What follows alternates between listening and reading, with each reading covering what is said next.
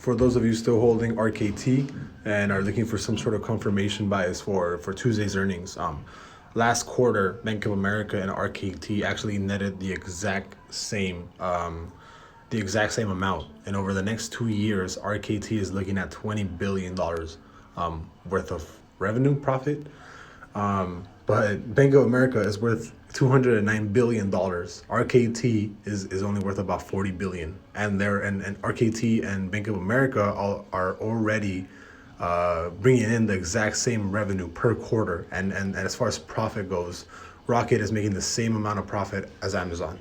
So not sure, if you guys need any more, I like I said, I believed in this company ever since it came out. I know a couple of people that work there that have, told me that they're, extremely, bag holding RKT for long term. And I do think this play is going to be long term. I don't think it's going to be, a short term play.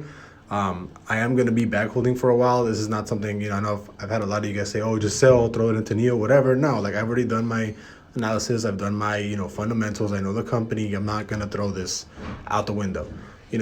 I do think that this can easily be, $100 per share company in the next year or two. And that's definitely something that I'm going to be looking forward to and just kind of holding from now on. So, I'm not going to be selling RKT. If we do hit, a certain range where I can cash out about like, half my position in profit, I probably will do that. And then I'm just letting the rest of it ride until forever.